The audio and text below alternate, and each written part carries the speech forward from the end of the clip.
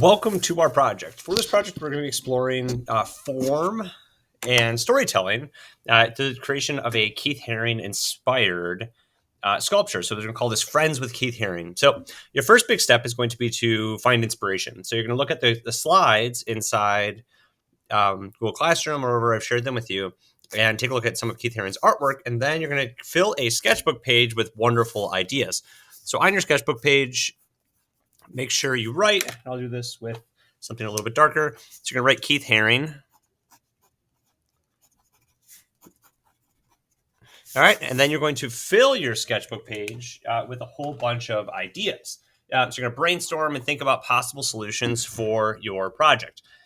So I'm going to go ahead and start doing that and start to kind of consider what do I want to have happen in my artwork? Do I want to have a specific story or message, or just make it kind of aesthetically pleasing?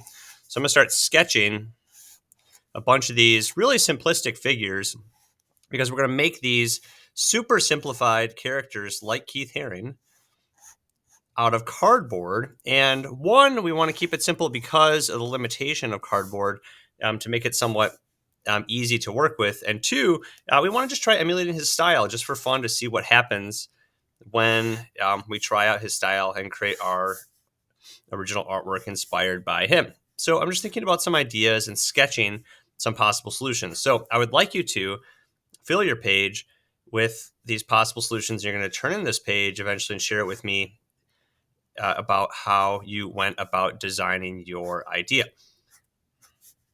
So here's some possible solutions, and I'll continue sketching more ideas and possible solutions. Then you are going to be making a foreground, which will be your figure, and we're going to make it out of two pieces of cardboard. So you'll be making two of these cutouts that are about the size of an 8.5 by 11 piece of paper. So roughly a piece of cardboard about that big. It'll be as big as this piece of cardboard. So you have to find something that'll work well that way.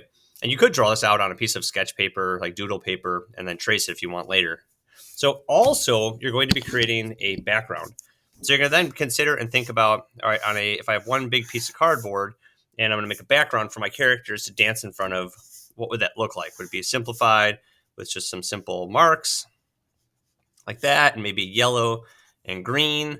And then think about consider the colors I want. So if I have yellow and green here, maybe analogous colors, or how about instead of I have two analogous colors, how about something opposite? So maybe I would make my character red for that. So considering that, and then maybe I want to make something about happiness and bringing joy to the world. So I'd make a simple thing with a heart in the background in Keith Haring style, make these simple graphical outlines that I'd use like black paint after I paint my heart. Let's say I make the heart. I'm going to stick with this green and yellow, and then I add this kind of pattern work, simple stuff on the inside like that. So sketch out your ideas on a page. That's step one. Then after you've figured out your idea and you know what you want to make, you're then going to get yourself some cardboard, and we're going to make two pieces, right? So you're going to need two pieces of cardboard ultimately, but you can start with one. So you're going to take your idea then, you're going to sketch it out on this piece of cardboard. So I'm going to make my dancing figure. And I have to figure out, my limitation is the shape of my cardboard. So I'm going to have to kind of figure out how I want to make this thing fit into the piece that I'm working on. So I'm going to make this kind of a tall, happy dude or dudette with their hands stretched up in the air like so. And I'm going to make the torso nice and long. You can't really see it on my drawing yet because I'm doing it in pencil, but I'll go ahead and outline it in something a little bit darker for you. You can see it with pencil on yours for cutting it out. So if I outline this, then you'll be able to see kind of what I'm working with. It should be this. Whoop, I just goofed there. Sorry, cutting that out. Changing it up a little bit as I take a look at it.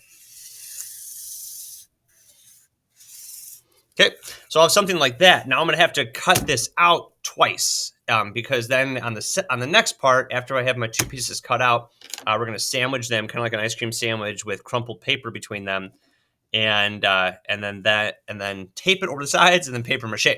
So we'll move ahead after you get this part to the next step, which will be how to then start assembling it. So now go ahead after you've got a full sketchbook page of ideas, brainstorm. Grab your cardboard, cut that out, Get your second piece, trace it on there, and cut that out as well. Your best tip for cutting this out would be to use some cardboard scissors or an X-Acto knife. You can use regular big scissors for cardboard. They work pretty well, but you want to be as clean as you possibly can with this. I would not try to turn and cut up this. I would cut it in chunks. Makes life so much easier when working with cardboard. So I'd cut that off. Then this is going to be awkward for me to turn, so I'm just going to cut in here. Kind of work my way in so I don't goof up my shapes, because I want to keep the cardboard fairly clean as we continue to work. So I'll start cutting all this off and cut this whole thing out, and then cut out 2 of them. All right, there you go.